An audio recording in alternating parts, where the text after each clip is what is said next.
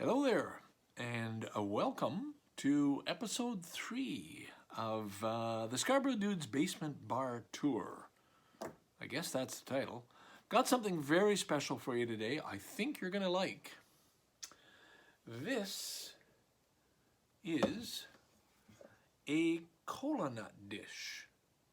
Now, I gave you the story of the spoon, representing my life in Canada, and I shared the cups in episode 2 about life in Japan, but I spent 2 very important years of my life in Nigeria, in a small village in Bendel State, what was then Bendel State, and brought back a lot of souvenirs, a lot of leather, but one of my favorites is this Kolanut dish. You can see it's carved wood, very simple, very, very beautiful. It's kind of a graceful.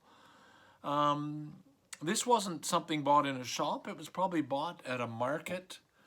I noticed there's a letter T on the front, and then inside on the top there's also a T. And I'm guessing that's the name of the symbol of the carver, whoever was doing it. I can't remember, of course, what I paid or exactly where I got it. But I knew it would be a good souvenir to bring back. I actually have 2 of them, but this is the finest. Kolanut was something that you chewed on.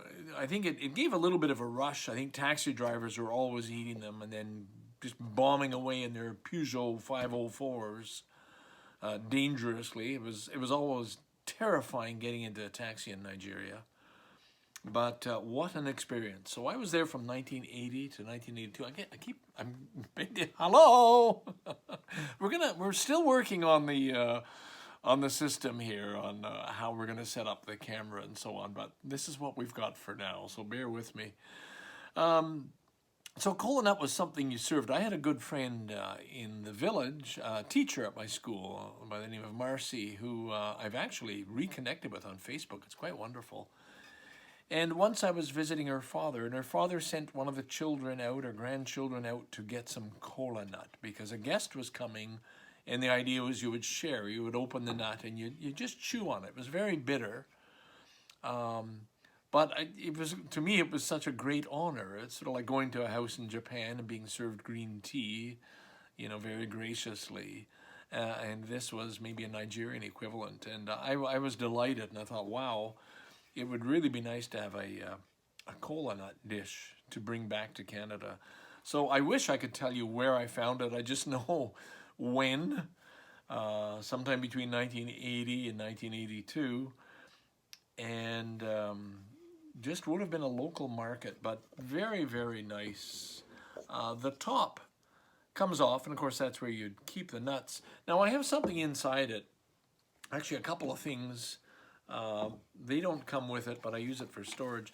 That is old money, Nigerian money. It's just a piece of iron, I guess made in a foundry of some sorts. I have a few of these pieces. This was trading money way, way back. I don't know the history of it, but I do know that's what it is. And something else. This was a gift given to me by my night watch. I lived in a very nice house in the village down a dirt road, and the school assigned a night watch, an old man called Gregory, a wonderful man, who slept in my garage during the night to make sure I was safe. Basically, he just slept there, but except for the night he got bitten by a scorpion and then came pounding on the door and needing help. I had a little first aid kit and helped temporarily take away the pain. Being bitten by a scorpion was not very nice, and even though a man like Gregory was old and hardened and had spent part of his life climbing palm trees to tap the palm wine, he suffered. Anyway, Gregory gave me this, and he said, take that back. This will keep you safe if you're ever up in a tree and attacked by a snake hanging in the tree. If I chew this, it will protect me. Now, I knew that was a bit of a stretch, that I can't imagine. First of all, I would never put this concoction into my mouth. It's like a bird's nest. you'd have to take it into some science lab. I'd never try and bring it across the border, but it would take some high-tech science lab to find out, okay, what is that stuff? But he claimed it was medicine, and it would help me. Anyway, I might throw that in. Actually, if you bought the Kolanut dish, I think I'd throw in the anti-snake venom, whatever it is. I have 2 of them, actually. This one I've kept wrapped up for preservation. Kolanut dish, now, what kind of a price could I put on that? But now we're talking art, and in its simplicity, this is what's so beautiful. I don't know what this little thing is. It's just a flat piece there. If it served a purpose, maybe you cut the nut on it, I don't know. But I'm going to show that to you once more. And I'd say, my goodness, $80 for that. And I think at that it's a steal. Now we're talking real things. Look at the beauty of that. The bird on the front and the little bird on top. It is really, really nice. So Nigeria, 2 years, 1980 to 82, probably 2 of the most important years of my life. Learning about what real life was like having the